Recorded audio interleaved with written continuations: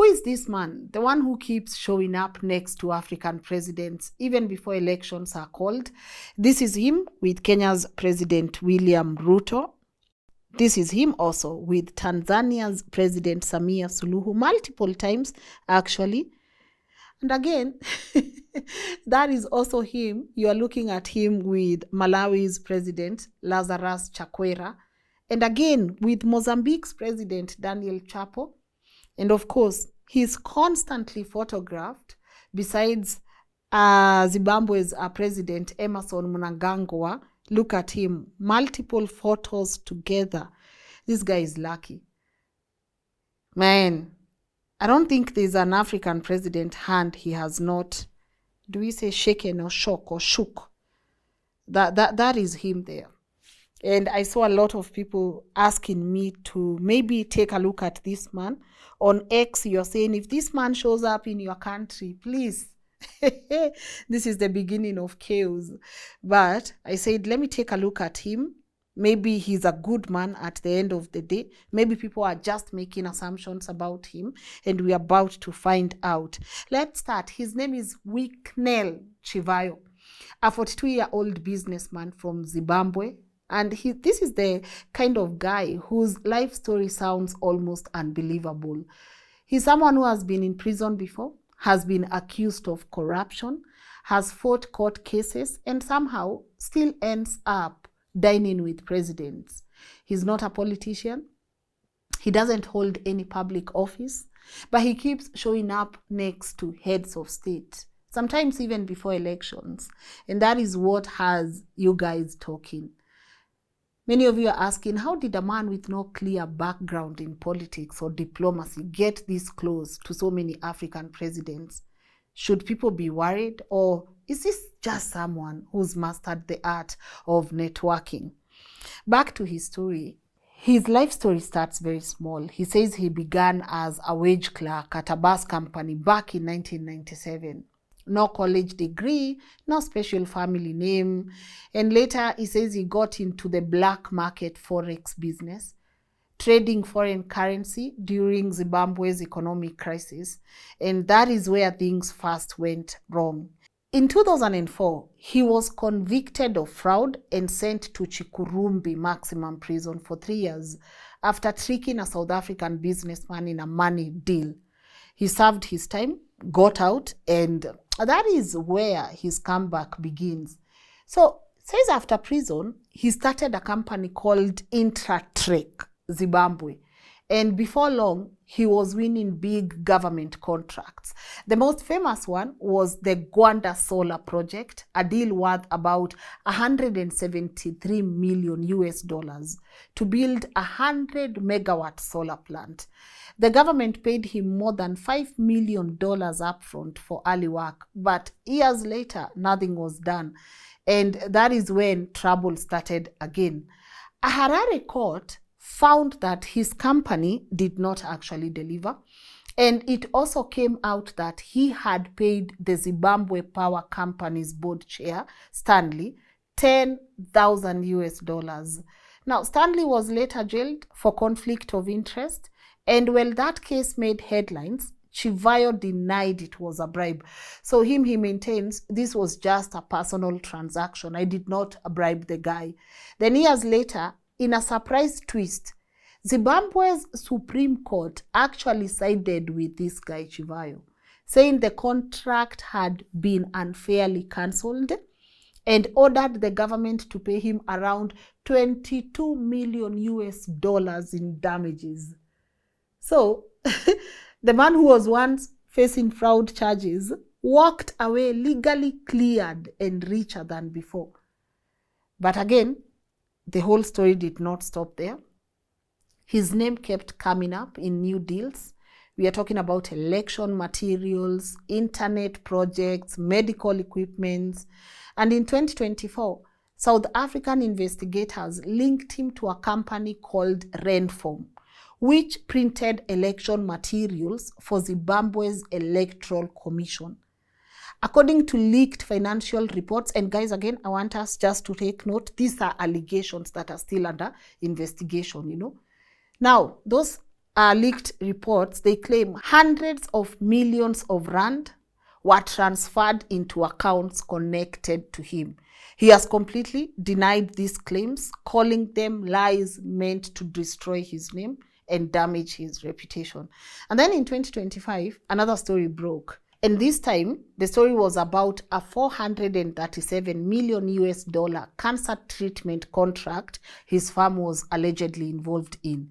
Critics said it wasn't tendered properly and that the numbers did not add up. Again, no convictions, no proven wrongdoing, just growing suspicion that his connections, people are saying it's his connections, not competition, that keep landing him in these deals. So all those things right there alleged, and somehow through all of this, his relationship with power keeps getting stronger. Back in 2018, President Mnangagwa called him a fly-by-night briefcase businessman and publicly said people like him would be arrested. That's a whole president saying that. Then you come to 2025, that same president was calling him a philanthropist and praising him for empowering others. Guys, that kind of turnaround doesn't happen by accident. He's constantly in the news, this guy, buying luxury cars, gifting houses, donating to churches, and promising millions to football clubs. Nothing wrong with that. It's his money. And then you come back again in January 2025, he pledged 10 million US dollars to the Zimbabwe Football Association if his preferred candidate, Nkobile Mnangagwa, won the presidency. Mnangagwa won, but there is no public record showing the money was ever paid. Still, of course, the headlines are very quiet on this, and there's no follow-up at all on the money. Maybe if you're watching this from Zim, let us know if he delivered on the promise. But maybe this is the part of it where some people are also praising this guy. He knows how to control, the attention. He dresses the part, moves with confidence, posts everything online, and always surrounds himself with the powerful. He doesn't just network. He also makes sure that you guys know who he's hanging out with. And if we are honest, this story is not just about luck. It's about how things actually work in Africa, because sometimes it's not what you know, but who you know. And in places where influence matters more than results, we've seen that the people who know how to move around power, they always seem to land on their feet. And that is Chivayo for you. He's gone from sitting in prison to sitting next to presidents, from being called a briefcase businessman to being praised as a philanthropist. And that shift right there, that is what is making people a bit uncomfortable, because you start to ask yourself, how does someone who's been mentioned in so many questionable deals, from election contracts to government tenders, end up not just free, but also celebrated? How does he get closer to power and not further away from it? I know some of you who are watching here, maybe you've been trying to get the attention of your presidents for years, but they will never make room for you. But this guy is dining with the who is who. So I think the biggest question today is this someone who is simply smart enough to play the system better than all of us? Or is this a sign that the system itself is broken, that the same people we are supposed to hold accountable are the ones who are, being given room to this kind of access? And either ways, his story tells us something we can't ignore even if we tried to, that in Africa today, power does not just belong to politicians, it also belongs to whoever can afford to stand next to these politicians. I've seen him donating money. I've seen him giving gifts. He lives quite the life, but some of you don't like the part where there's an election conversation happening around this guy.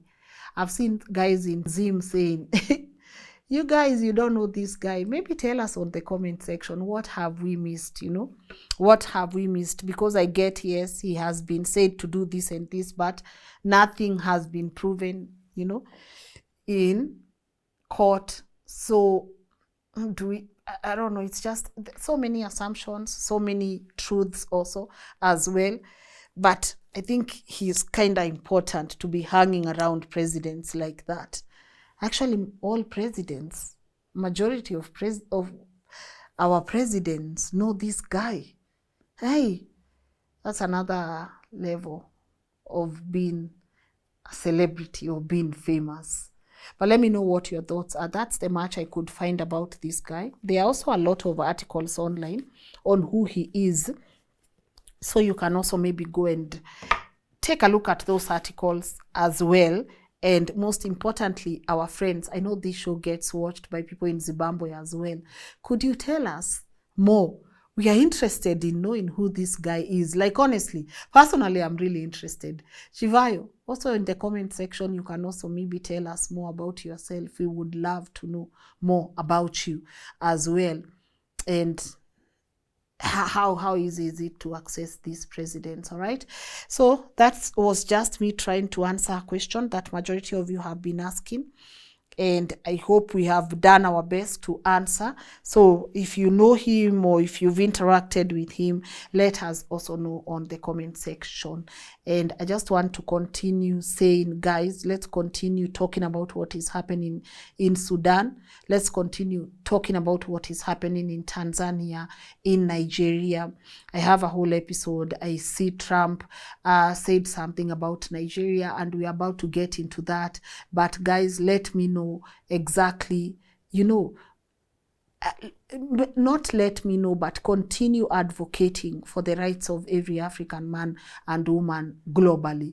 Today it's them, tomorrow it might be us, and we will need someone to speak and stand for our rights. So continue talking about what is happening in these countries, Congo, what is happening there.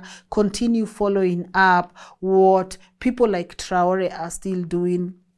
I see he's challenging Africans to be very innovative and sponsor our own sciences and, science and research projects. So continue following what some of the leaders that Africans are looking up to, the kind of presidents that are giving Africans hope. Continue following what they are also saying, because it can as well be overshadowed by these dictators who are doing everything to make sure the African man never rises up. So let me know on the comment section what your thoughts are, specifically on today's conversation on Chivayo. But as I said, continue praying for our brothers and sisters in Sudan, in Congo, in Nigeria, in DRC. Let no one try to silence. Speak truth to power. Speak truth to power, right? So I'm going to catch you later on the Trump and the whole Nigeria conversation.